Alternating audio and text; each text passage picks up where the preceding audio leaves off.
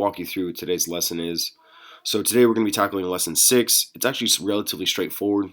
The first question you guys are going to have to answer is you're going to draw an initial model in the space below that explains how you think people get DMD. And so my hint to you is going to be, what did we talk about in lesson 4 when we talked about specifically lesson or question number 17? If you're not really sure what question 17 was on lesson 4, then go back in your lab book and look at that question again and go, oh, okay, this is probably what Lavelle's talking about. So it's a guess. There is no necessarily right or wrong answer. It doesn't need to be a super detailed model. It doesn't need to have the mechanisms and interactions. Just make sure you're labeling it, okay? So make an image that explains how you think people get DMD. And then scrolling down here, you guys are going to see some questions. And so it's asking about, as you read the information text about inheritance of genes, answer the following questions. And so there's some series of questions. And so you might be asking yourself, well, what is this reading that's being spoken of? So if you turn to the next page, you'll see this. And so it's a fairly long read. It's not too bad. And if you take your time and read it, it really isn't that bad.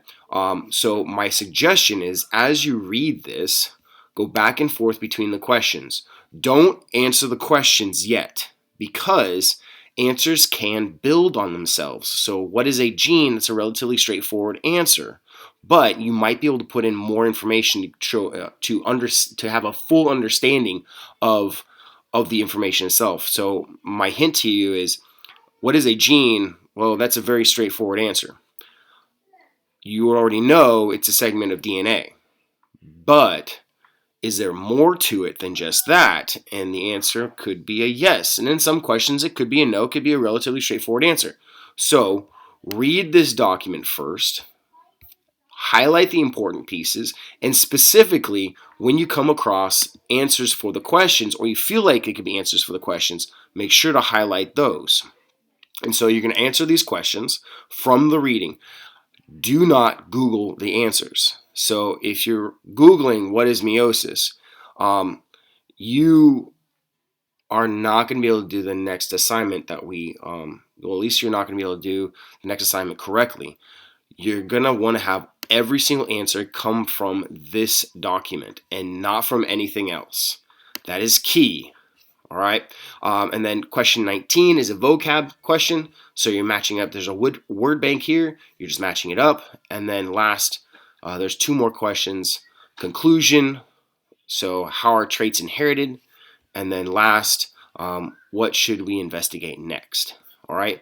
Now, again, you guys by now already know that when I'm telling you something, it's probably important. And so when I'm telling you, hey, make sure your answers are coming from this, there is a specific reason. I'm not going to tell you what that reason is, but there might be a surprise next class. And so make sure you are prepared and you have this read and highlighted, because it will save you time. All right? If you have any questions, let me know.